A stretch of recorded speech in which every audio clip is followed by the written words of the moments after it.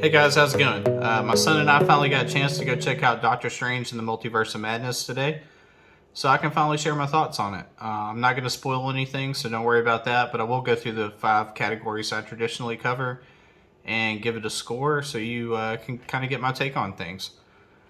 First off, direction and cinematography. This was very obviously a Sam Raimi film. I would have guessed that long before the Bruce Campbell cameo that would have gave it away.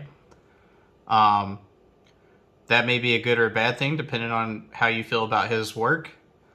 The only bad thing I can really say about it is sometimes it felt like they were focused more on making a Sam Raimi film than they were a Doctor Strange film. If you've seen it, you probably know what I'm talking about. But like I said, that may be good or bad depending on how you feel about it. So I'm not really going to hold that against them, as I'm a fan of Sam Raimi, traditionally. Um, the cinematography, I will note that there were a few shots that I found to be particularly clever.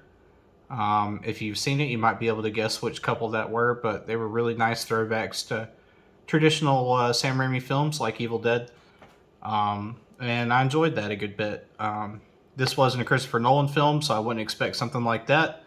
You shouldn't either, but it definitely was satisfactory work, and I'll give it an 8 out of 10. Music and sound design.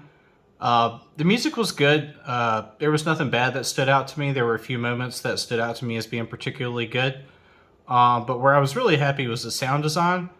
A lot of throwbacks to traditional Sam Raimi work. He clearly had his hands on that part of the production, and to great effect, in my opinion. So, yeah, I'll give it a 7.5 out of 10 in that category. The writing was the weak point for this, in my opinion, particularly in Acts 1 and 2. Um, I, it was mostly meh, peppered with moments of awesomeness. Um, and the third act was kind of the opposite. It was mostly great with a little meh peppered in there. Kind of got the impression that the studio kind of demanded certain things about the film, and he satisfied those requirements in the first couple acts, and then was able to kind of steer the ship for Act 3 and kind of pull everything together. So, yeah, I was not too excited about it until Act 3, and then I was like, wow, this is some really great writing. So, if you look into it, you'll see that the creative lead for the script was the same guy who was lead on Morbius, and so all of that kind of makes sense to me. Um, so, yeah, like I said, it was the weak point of the film. I'm going to give this a 6 out of 10. It wasn't particularly bad, and the third act saved it, or the score be much lower. The casting was excellent, which is pretty consistent with the MCU in general. The casting is always great for those films. Um, there were a few roles in particular that I thought were okay, but not particularly great. But there were definitely a lot of standouts. Seeing John Krasinski and Patrick Stewart in there made me really happy. Not just because they're great at their roles, but the implications it has for the rest of the MCU. Um, Benedict Wong and Cumberbatch were excellent, as they always are. Elizabeth Olsen and Xochitl Gomez were really good at their roles.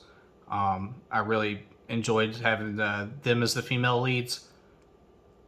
And, of course, having Campbell's cameo in there was great and hilarious, per usual.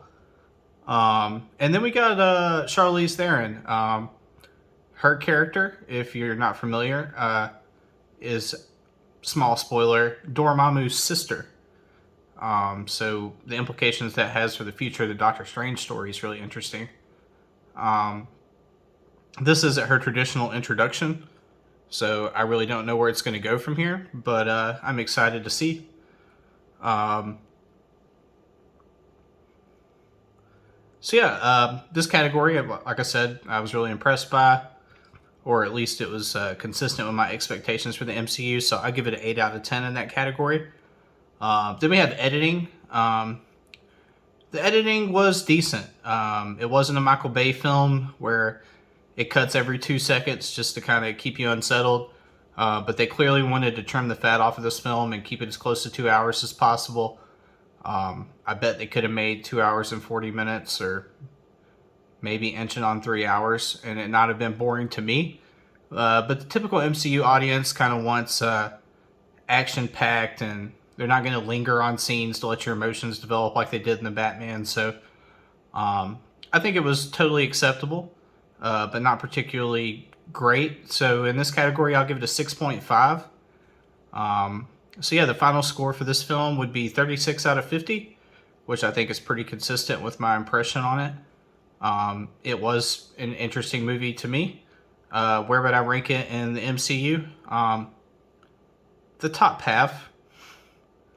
Not particularly near the top, although there were certain moments that I think were some of the better moments in the MCU, but it can't really compete with something like Avengers and Infinity War, for example, which may be my favorite.